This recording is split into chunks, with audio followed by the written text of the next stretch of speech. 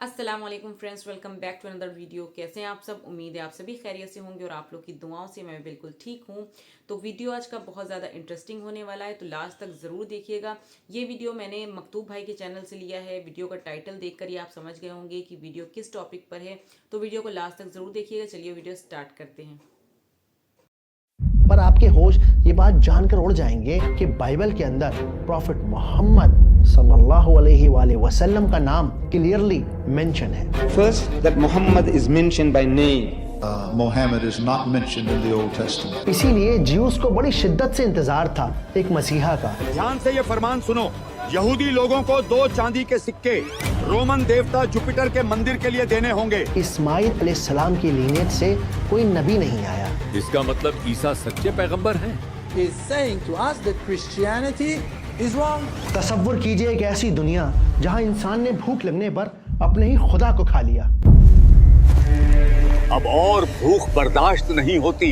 اس سے پہلے کہ بھوک ہم سب کو کھا جائے، اعلان کر دو کہ ہم اپنے خدا کو کھائیں گے۔ ایک ایسا دور جہاں لوگ کپڑے اتار کر کعبہ کا طواف کرتے۔ آنے میں تو آپ نے صبح کر دی، کل ساری رات کہاں تھے آپ؟ کل ساری رات بیٹھک چلی اور آخرکار فیصلہ ہو گیا۔ کیسا فیصلہ؟ مکہ والوں سے طواف کے کپڑے خریدنے کی کوئی ضرورت نہیں۔ مرد دن میں، عورتیں رات کو بغیر کپڑوں کے طواف کریں گی۔ عورتیں بغیر کپڑوں کے طواف کریں گی؟ بالکل، اب سے یہی نیا حکم ہے۔ ایک ایسا وقت جس کو اسلام میں الفترہ یعنی دا انٹرول پیریڈ کے نام سے جانا جاتا ہے۔ انجیل کے حساب سے اس وقت دنیا میں کوئی نبی موجود نہیں ہے، یعنی یہ آخری نبی کے آنے کی نشانی ہے۔ بالکل ٹھیک۔ تو ان کے آنے میں کتنا وقت باقی ہے؟ شاید کچھ سال یا کچھ صدیاں۔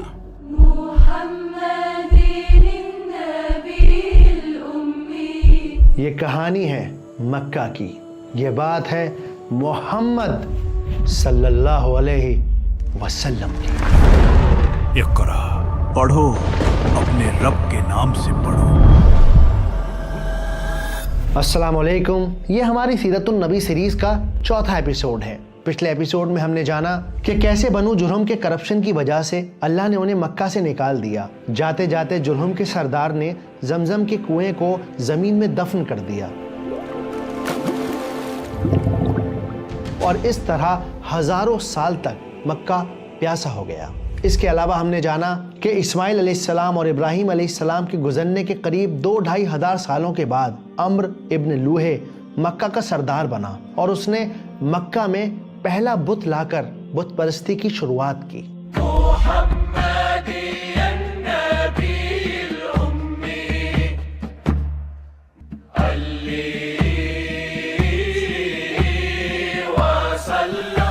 کہتے ہیں ہر شہر کی ایک کہانی ہوتی ہے، ایک کہانی جو وقت کے ساتھ لکھی جاتی ہے۔ مکہ کی کہانی بھی کچھ ایسی ہی تھی۔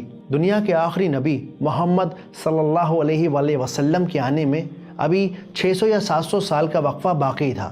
دنیا کے بہت سارے لوگ جیسے جیوز اور کرسچینز آخری نبی کا انتظار کر رہے تھے۔ لیکن یہاں 2 بہت امپورٹنٹ باتیں ہیں جن پر غور کرنا بہت ضروری ہے۔ سب سے پہلی بات تو یہ کہ مکہ کے اندر قریش نے یعنی اس لینیج نے جس سے آپ صلی اللہ علیہ وآلہ وسلم آنے والے ہیں، اس نے بت پرستی کو شروع نہیں کیا بلکہ قزاح قبیلے نے کیا، کیونکہ عمر ابن لوہے قزاح قبیلے کا سردار تھا۔ حالانکہ ہم آگے چل کر دیکھیں گے کہ مکہ اور آس پاس کے بہت سارے قبیلے بت پرست ہو گئے، لیکن شروعات قزاح قبیلے نے کی تھی۔ دوسری بہت زیادہ امپورٹنٹ بات جو غور کرنے کی ہے وہ یہ ہے کہ ان 2-2.5 ہزار سالوں میں اسماعیل علیہ السلام کی لینیج سے کوئی نبی نہیں آیا، لیکن ان کے چھوٹے بھائی اسحاق علیہ السلام کی نسل سے نبیوں کا سلسلہ چلتا رہا، جیسے یعقوب علیہ السلام، یوسف علیہ السلام، موسیٰ علیہ السلام، اور اسحاق علیہ السلام کی نسل کے آخری نبی عیسیٰ علیہ السلام دنیا میں آ کر جا چکے تھے۔ اور یہ نبی مکہ میں نہیں بلکہ دنیا کے الگ الگ علاقوں میں آئے، جیسے ایجپٹ، پیلسٹائن، جروسلم کے علاقوں میں۔ اور ان سارے نبیوں کے اندر ایک بات بالکل کامن تھی کہ یہ سب ایک اللہ کی عبادت کا میسج پہنچاتے رہے، لوگوں کو بت پرستی سے، شرک سے روکتے رہے۔ اور ہم نے ان کو اسحاق اور یعقوب بخشے اور سب کو ہدایت دی۔ اور پہلے نوح کو بھی ہدایت دی تھی اور ان کی اولاد میں سے داؤد اور سلیمان اور ایوب اور یوسف اور موسیٰ اور ہارون کو بھی، اور ہم نیک لوگوں کو ایسا ہی بدلہ دیا کرتے ہیں۔ ہسٹورینز کے اکارڈنگ جب عمرو ابن لوہے پہلا بت لے کر مکہ پہنچا، وہ انسانیت کے لیے ایک عجیب دور تھا۔ زمین پر انسان کی رہنمائی کے لیے کوئی نبی موجود نہیں تھا۔ یہ وہ دور تھا جب شام پر رومنز کا کنٹرول تھا۔ جیوز اور کرسچنز رومنز کے انڈر تھے، ان کے غلام تھے۔ اسی لیے جیوز کو بڑی شدت سے انتظار تھا ایک مسیحا کا، ایک ایسا مسیحا جو ان کو روم کی غلامی سے آزادی دلوائے گا اور ان کو دنیا کی طاقت بنائے گا۔ دھیان سے یہ فرمان سنو، یہودی لوگوں کو 2 چاندی کے سکے رومن دیوتا جوپیٹر کے مندر کے لیے دینے ہوں گے، اور یہ لگان آج سے ہی لاگو ہے۔ لگان نہ بھرنے پر دردناک سزا دی جائے گی۔ یہ تو ظلم ہے۔ بس تھوڑا وقت اور، جلد ہی مسیحا آنے والا ہے۔ لیکن جب بی بی مریم علیہ السلام کی گود سے بغیر باپ کے عیسیٰ علیہ السلام نے جنم لیا تو جیوز نے ان کو ٹھکرا دیا، یہ کہہ کر کہ یہ نبی اتنا طاقتور نہیں ہے کہ ہمیں روم سے آزادی دلا سکے، یہ اصل میں سچا نبی نہیں ہے، اور اس طرح کے ان پر بہت سارے جھوٹے الزام لگائے۔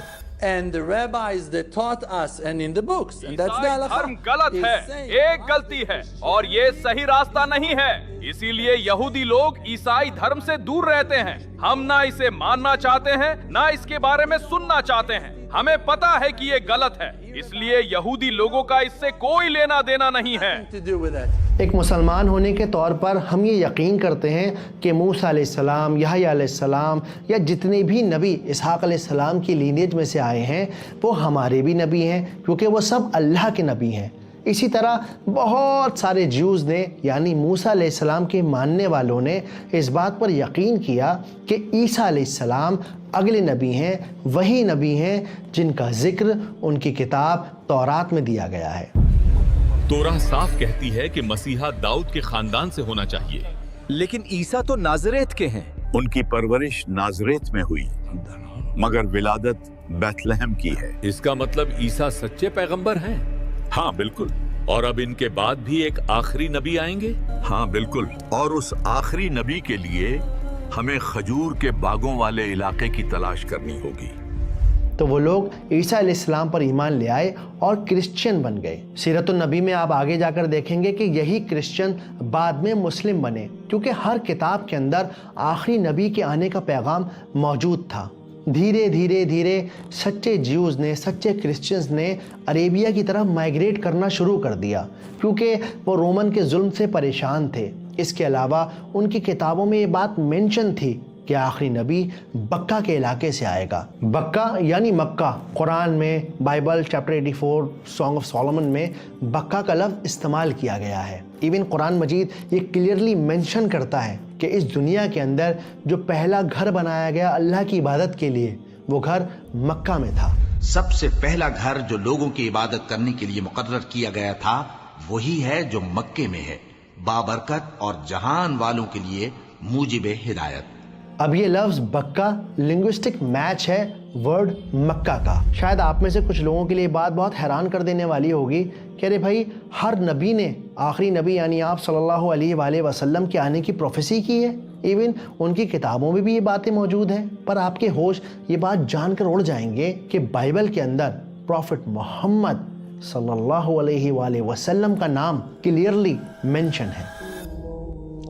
In the Old Testament, in the Song of Solomon, chapter 5, verse 16, in the Hebrew language, it reads, Hikko mamittakim vi kullo Muhammadim zahdudi vi zahra'i bainat Jerusalem. The word Muhammadim is Muhammad, I am im.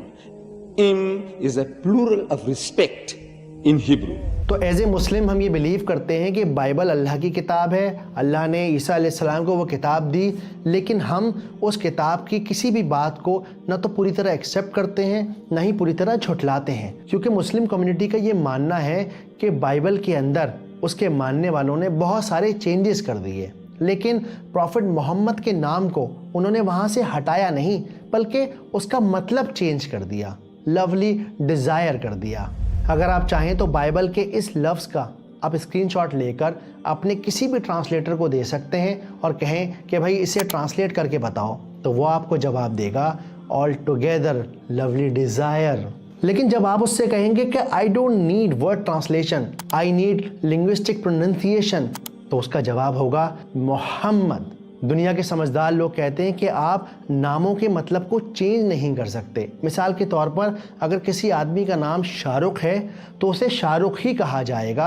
आप ये नहीं लिख सकते कि वो जिसका चेहरा बादशाहों जैसा है। लेकिन जब क्रिश्चियन ने हेब्रू में नाजिल हुई इस बाइबल को इंग्लिश में और दूसरी ज़बानों में ट्रांसलेट किया, तब उन्होंने इस नाम मोहम्मद को ट्रांसलेट कर दिया, जबकि नामों को यानी नाउन को ट्रांसलेट नहीं किया जाता।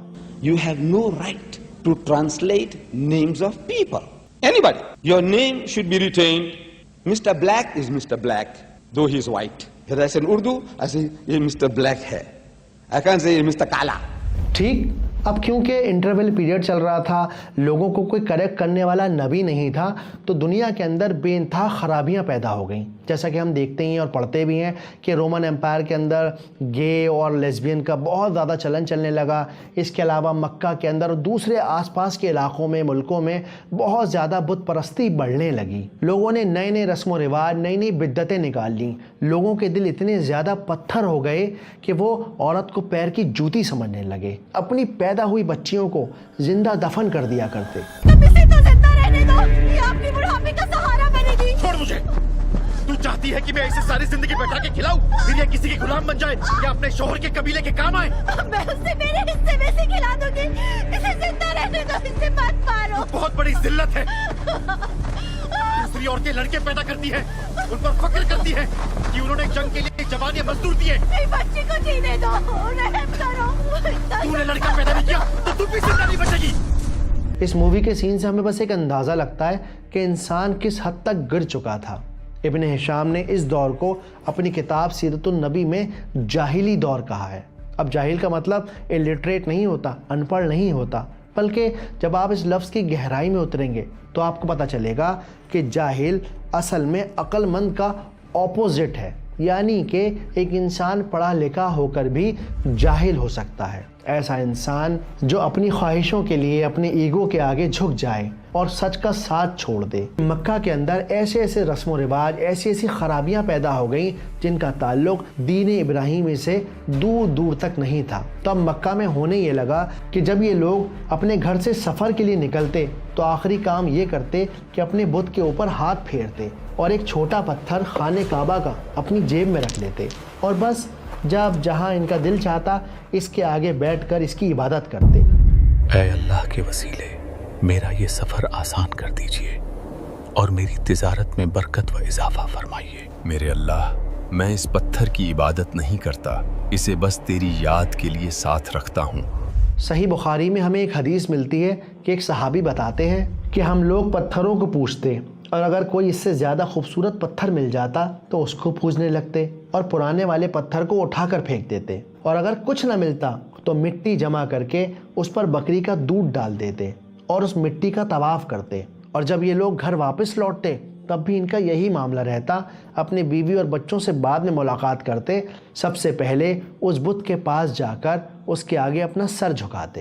है वसीलो, तुम पर मेरा सब कुछ कुर्बान, मेरा माल भी, मेरी औलाद भी। इसके अलावा मक्का के अंदर एक कबीला था, यमामा कबीला। इस कबीले ने क्या किया कि खजूर, पनीर और दूध वगैरह का मिलाकर इन्होंने एक बड़ा बुत बना लिया। फिर एक बार सख्त कहत का दौर पड़ गया, खाने को कुछ ना था। जुंदल के घर से कई लोग गुजर गए, अभी न जाने कितने और जाएंगे। हर घर भूखा है। अब भूख बर्दाश्त नहीं होती, समझ नहीं आ रहा क्या करूं। दिल चाहता है खुद को ही काट कर खा लूं। और जब भूख बर्दाश्त ना हुई तो इन लोगों ने फैसला किया कि क्यों ना भैंस को ही खा लें। इससे पहले कि भूख हम सबको खा जाए, ऐलान कर दो कि हम अपने खुदा को खाएंगे।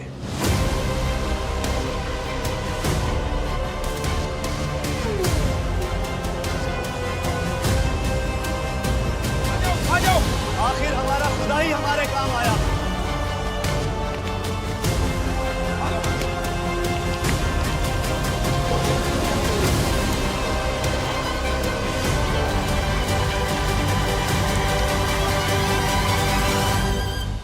आखिर हमारा खुदा ही हमारे काम आया। बड़े बुजुर्ग सही कहते हैं। लेकिन अभी भी इनके अंदर दीनी इब्राहिमी के रस्म व रिवाज बाकी थे, यानी ये हज भी करते थे, ये तवाफ भी करते थे, ये सफ़ा और मरवा के चक्कर भी लगाते थे। लेकिन इस पूरे दीनी इब्राहिमी के अंदर इन्होंने अपनी रसूमात को शामिल कर लिया। बुतों का हज व तवाफ करते थे, उनके सामने इज्जो नियाज से पेश आते थे और उन्हें सजदा करते थे और समझते थे कि वो अल्लाह से सिफारिश करके हमारी मुराद पूरी करा देंगे। लेकिन जब आप मक्का के बाहर के इलाकों और मुल्कों में देखेंगे, देन यू विल रियलाइज़ कि वहाँ पर तो पूरी तरह से बुत परस्ती आम हो गई थी।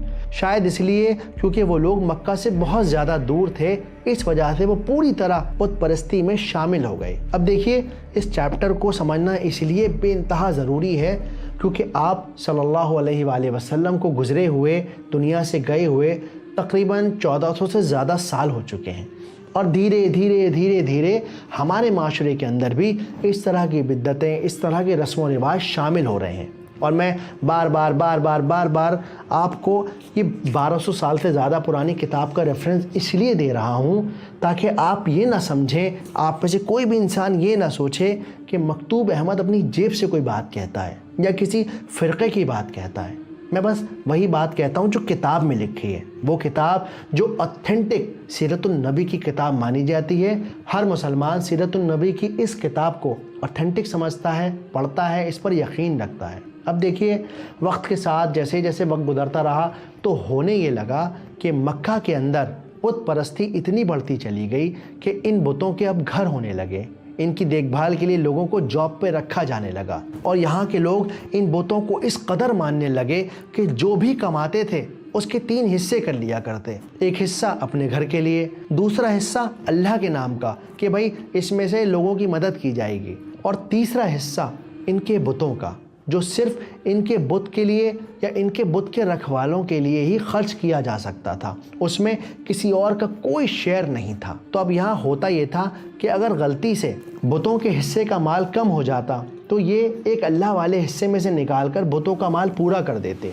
लेकिन अगर बुतों के हिस्से में अनाज ज़्यादा चला जाता तो फिर ये अनाज वापस ना करते, बल्कि ये कहते कि अरे वाह, देखो उस अल्लाह की करामत, उसने अपने वसीलों को अनाज दे दिया, क्योंकि उसके वसीलों को ताकत चाहिए। और ये रहा आखिरी अनाज का बोरा। 1 2 3 4। अरे इसमें तो 1 बोरा कम है। जी, मुझे रास्ते में ध्यान आया कि 1 बोरा अल्लाह वाले के हिस्से में चला गया। वो भी ले आइए। अल्लाह को अनाज की जरूरत नहीं, जरूरत तो उसके वसीलों को होती है। जाइए, जो बचा हुआ अनाज है वो भी जल्दी ले आइए। जी बेहतर, अभी लाता हूँ।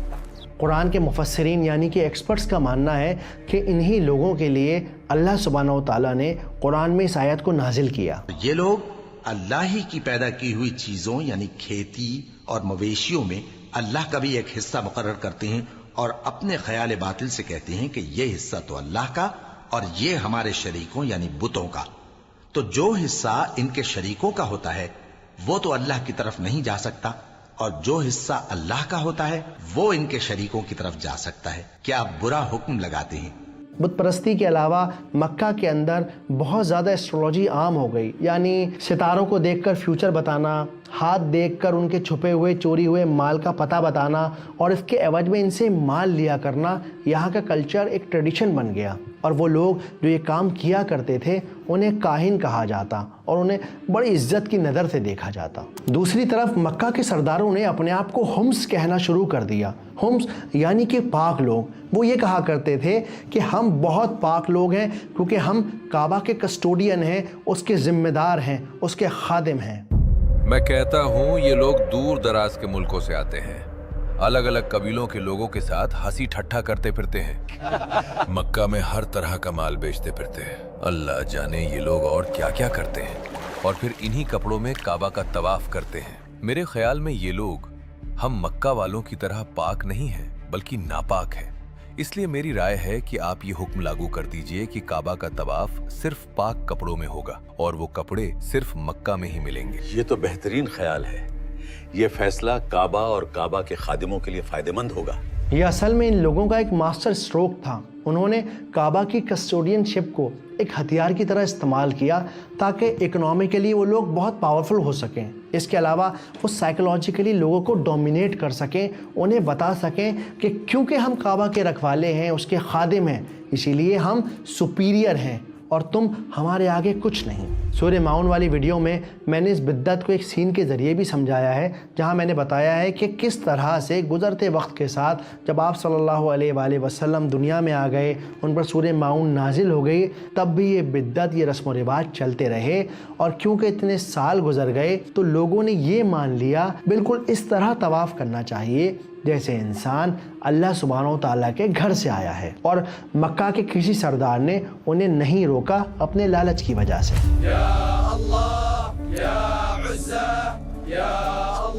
کیا تم اسی طرح جاؤ گے طواف کرنے؟ ہاں بالکل ایسے ہی جاؤں گا. دماغ ٹھکانے ہے تمہارا؟ یہ کپڑے پہن کر جاؤ گے کا؟ ان کپڑوں میں کوئی پریشانی ہے کیا؟ ارے اتارو یہ گناہ والے کپڑے, اللہ کے گھر کا طواف ویسے کرو جیسے تم دنیا میں آئے تھے. تمہارا مطلب بنا کپڑوں کے؟ ہاں بالکل. بنو تمیم کے لوگ کپڑے اتار کر طواف کر رہے ہیں. کوئی بات نہیں, وہ جیسے حج کرنا چاہیں کرنے دو. انہیں ناراض کرنا مطلب کاروبار کا نقصان.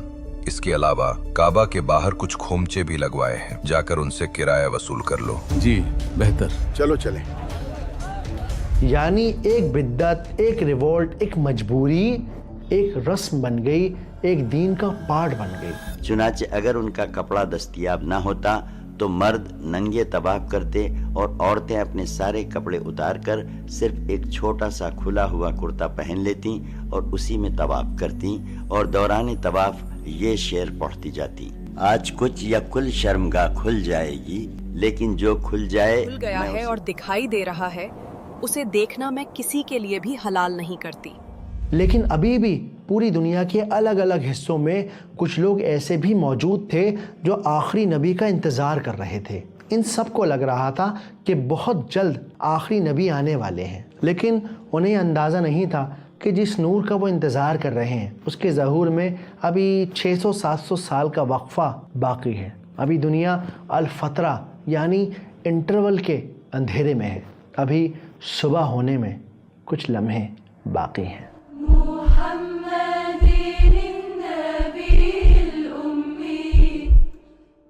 چلیے اب سمجھتے ہیں کہ سیرت کا یہ چیپٹر ہمیں کیا سکھاتا ہے. ہم نے جانا کہ کیسے 2-2.5 ہزار سالوں میں ہی لوگ اتنے زیادہ بدعتوں میں آ گئے, نئے نئے رسم و رواج بنا لیے, جذباتوں میں آ کر اپنے حساب سے دین کو ماڈیفائی کر لیا. محمد صلی اللہ علیہ وآلہ وسلم کو دنیا سے گئے تقریباً 1400-1450 سال ہو چکے ہیں, اور آج اس طرح کی بدعتیں ہمارے بیچ بھی موجود ہیں. لوگ اپنی مرادوں کو مانگنے کے لیے پیڑوں پر مٹکے لٹکا رہے ہیں, کہیں پر کوئی دھاگے باندھ رہا ہے, کہیں پر چادریں چڑھائی جا رہی ہیں, جو کہ اپنے آپ میں بہت حیران کر دینے والی بات ہے. میں آپ کو برا نہیں کہتا, میں یہ نہیں کہہ رہا ہوں کہ آپ کی نیت میں کھوٹ ہے, نہ. میں جانتا ہوں کہ آپ اللہ سبحانہ و تعالیٰ سے شاید مجھ سے بھی زیادہ محبت کرتے ہیں, تبھی تو اپنے گھر سے نکل کے اتنے لمبے سفر کرتے ہیں. ہر کسی کے لیے آسان تو نہیں, لیکن کبھی کبھی بہت زیادہ ضرورت ہے اس بات کو سمجھنے کی کہ جو ایکشن, جو عمل میں کر رہا ہوں یا کر رہی ہوں, کہیں وہ غلط تو نہیں. جب سیرت النبی کی کتاب میں نے پڑھی ہے اور انشاءاللہ تعالیٰ آپ نے بھی پڑھی ہوگی, آپ پڑھیں گے تو آپ کو کہیں پر بھی آپ صلی اللہ علیہ وآلہ وسلم کی زندگی میں یہ ایکشنز, یہ عمل نہیں ملیں گے, بلکہ آپ ہمیشہ یہ پائیں گے کہ رسول اللہ نے بس یہ بتایا ہے کہ اس ایک اللہ سے مانگو, اس ایک اللہ کی عبادت کرو, اس ایک اللہ سے مراد مانگو, اس ایک اللہ کو اپنا سمجھو اور یقین جانو کہ وہ تمہاری باتیں سن رہا ہے. آپ مٹکے لٹکاؤ یا نہ لٹکاؤ, چادر چڑھاؤ یا نہ چڑھاؤ, بس یاد رکھو کہ جو چیز تمہارے نصیب میں اس خدا نے لکھ دی ہے وہ تمہیں مل کر ہی رہے گی, چاہے تم اس اللہ کو مانو یا نہ مانو. فرماتے ہیں لا تکثر ہمک ما یقدر یکن, اپنے غم کو زیادہ مت بڑھا, جتنا لکھا ہے اتنا مل کے رہے گا. ہوگا وہی جو میرا رب چاہے گا, کوئی شے نقصان نہیں پہنچا سکتی. لا حول ولا قوت الا باللہ, کوئی شے نہ آپ کو بھلائی پہنچا سکتی ہے نہ برائی پہنچا سکتی. اور کیونکہ اب اس دنیا میں اور کوئی نبی نہیں آئے گا تو ہم سب کو بہت زیادہ ضرورت ہے आईना देखने की, अपने आप को एनालाइज करने की और अपने आप से सवाल करने की कि जो मैं कर रहा हूँ क्या वो रसूलुल्लाह का तरीका है या नहीं। अगर आपने अब तक अपने दीन को जानने की कोशिश नहीं की तो मैं कहता हूँ ये सफ़र आज से शुरू कीजिए। थोड़ा थोड़ा वक्त देकर पढ़िए और इंशाअल्लाह आपके अंदर एक बहुत बड़ा बदलाव आएगा। दूसरा है सेलेक्टिव सिनर। मौलाना रूमी कहते हैं हम वो गुनाह करते हैं जिनको करने में हम कंफर्टेबल हैं और दूसरों को उन गुनाहों पर जज करते हैं जो हमारे लिए कंफर्टेबल नहीं। मिसाल के तौर पे लोग 5 वक्त की नमाज़ पढ़ते हैं लेकिन क्रेडिट कार्ड पर ब्याज पर सामान लिया करते हैं, सारा दिन अपनी नौकरियों में, करियर में लगा देते हैं। ज़िंदगी में कभी एक लम्हे का मौका ही नहीं मिला उन्हें कि वो अपने नबी को जान सकें या कुरान की एक आयत, एक लफ्ज़ को याद कर सकें या समझ सकें। तो हम लोग भी बिल्कुल जाहिली अरब की तरह उन्हीं चीज़ों को तवज्जो देते हैं, उन्हीं चीज़ों को वक्त देते हैं जिनको हम देना चाहते हैं। आज दुनिया में कितने सारे मुसलमानों को ये लगता है कि अरे देखो कितना बुरा हाल है मुसलमानों का, गज़ा में क्या हो रहा है, यूगैर मुस्लिम के साथ क्या हो रहा है, सूडान में क्या हो रहा है। बल्कि बहुत से लोग सवाल करते हैं कि अगर अल्लाह है तो मदद क्यों नहीं करता इनकी। 45,000 बच्चे जो 10 साल की उम्र से कम थे वो गज़ा में मरे और ये देख रहा हो। अगर वो वाकई भी है तो मैं जब दुनिया देखता हूँ तो मेरे दिल में उसके लिए कोई इज्जत नहीं पैदा होती। सीरत हमें सिखाती है कि ईसा अलैहिस्सलाम और मोहम्मद सल्लल्लाहु अलैहि वसल्लम के बीच ये जो 700 साल की खामोशी है, ये असल में खामोशी नहीं बल्कि एक तैयारी है, एक प्रिपरेशन है, ताकि इंसान ये देख सके कि वो किस हद तक गिर सकता है। और जब ये इंसान जाहिलियत की इंतहा को पहुँचेगा तब हम आप सल्लल्लाहु अलैहि वसल्लम की विलादत देखेंगे और देखेंगे कि कैसे उन्होंने इस सारी बिद्दतों को, गिरे हुए इंसान को एलिवेट किया, इन सारी रस्म व रिवाज को ख़त्म किया।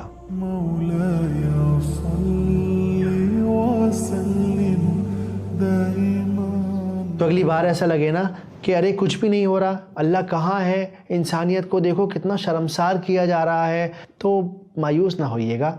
बस सोचिएगा कि शायद ये अलफतरा का पीरियड चल रहा है, अभी इंसान का और गिरना बाकी है। और जब इंसान अपनी इंतहा को पहुँचेगा तब फिर अल्लाह का हुक्म नाजिल होगा और अल्लाह का फ़ैसला नाजिल होगा।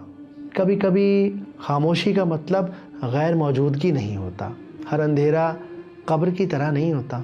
कुछ अंधेरे माँ की कोख की तरह होते हैं जो आपको ख़त्म करने के लिए नहीं बल्कि एक नई सवेरे की शुरुआत के लिए होते हैं।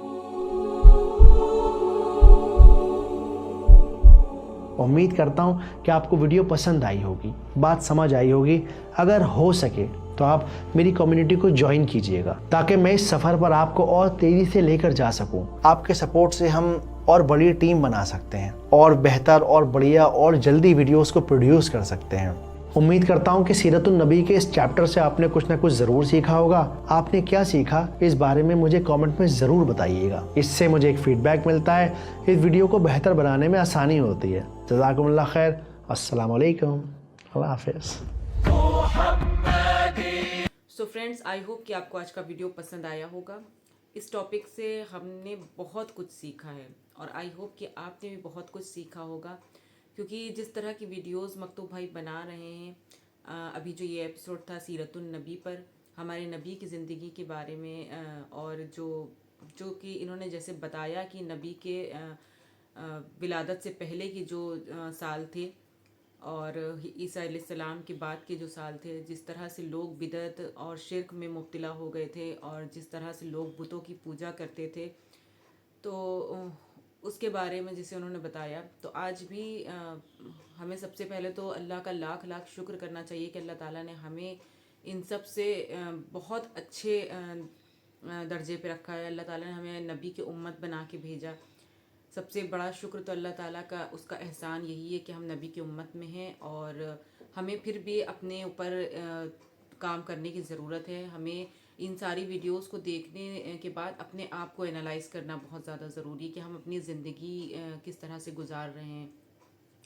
और आज भी मैंने देखा है, जैसे कि अभी वीडियो में उन्होंने बताया भी, कि आज भी लोग दरगाह पे जाते हैं और ये सारी चीज़ें शिर्क है। मज़ारों पे चादरें चढ़ाते हैं, यानी कि दूसरों के वसीले से मांगते हैं और ये सोचते हैं कि शायद हम सही कर रहे हैं, लेकिन नॉलेज की ज़रूरत है, जानकारी की ज़रूरत है, और हम सब को दीन की नॉलेज होना बहुत ज़्यादा ज़रूरी है, हमारे इस्लाम की नॉलेज होना बहुत ज़्यादा ज़रूरी है। और इसलिए हम नहीं कुछ पढ़ सकते हैं, हम नहीं कर सकते हैं, तो हमें इन वीडियोस को देखना चाहिए। इन वीडियोस से हमें बहुत अच्छी मोटिवेशन मिलती है, बहुत अच्छी नॉलेज मिलती है, और हम बहुत सारी चीज़ों को सीखते हैं इनसे। और जिनके पास टाइम है वो इन वीडियोस को देख करके अपने ऊपर काम करें। अगर आप पढ़ सकते हैं तो हदीसें पढ़ें, इस तरह की सीरतुन नबी की किताबें पढ़ें, तो उससे बहुत सारी नॉलेज हम गेन कर सकते हैं, हम अपने ऊपर वर्क कर सकते हैं, हम अपनी ज़िंदगी को सुधार सकते हैं। तो ये बहुत सारी ऐसी चीज़ें हैं जो हमें करना चाहिए, और अल्लाह का शुक्र है, उसका एहसान है कि अल्लाह ताला ने हमें नबी की उम्मत में भेजा है। बहुत सारी ऐसी चीज़ों से हम बचे हुए हैं, और उन लोगों के लिए दुआ करते हैं जो इन सारी चीज़ों पर में मुब्तला हैं, जैसे मज़ारों पे जाते हैं, चादरें चढ़ाते हैं, दूसरों के वसीलों से मांगते हैं। उनको ये समझ नहीं है, उनको ये इतनी नॉलेज नहीं है, और उनको इस चीज़ के बारे में पता नहीं है, तो बस उन तक ये सारी चीज़ें पहुँचें। अल्लाह ताला उन सबको हिदायत दे, और हमें जो कुछ भी मांगना है अल्लाह से मांगना है, अल्लाह पर तवक्कुल रखना है। जो कुछ भी होगा अल्लाह की मर्ज़ी से होगा, जो कुछ हमारे नसीब में लिखा है वो हमें मिल के रहेगा, चाहे वो किसी भी कोने में क्यों ना हो, चाहे वो ज़मीन के अंदर ही क्यों ना गड़ा हो। हम कुछ भी कर लें, चाहे जितने हाथ पैर मार लें, हमें वो चीज़ नहीं मिल सकती जो हमारे नसीब में है नहीं। जो चीज़ हमें अल्लाह ताला को देना नहीं है वो हम कुछ भी कर लें हमें नहीं मिलेगी। और जो चीज़ अल्लाह ताला ने हमारे लिए लिख दी है, रख दी है कि ये चीज़ सही वक्त पर सही टाइम पर आपको मिलेगी, तो बस उस चीज़ पर सब्र करिए, दुआएं करिए अल्लाह ताला से, वो चीज़ आपको मिल के रहेगी। सो आई होप कि आपको आज का वीडियो पसंद आया होगा। वीडियो पसंद आया तो प्लीज़ चैनल को सब्सक्राइब कर दीजिएगा, वीडियो को लाइक और शेयर ज़रूर कर दीजिएगा। मिलते हैं नेक्स्ट वीडियो में एक नए कंटेंट के साथ, तब तक के लिए अल्लाह हाफिज़।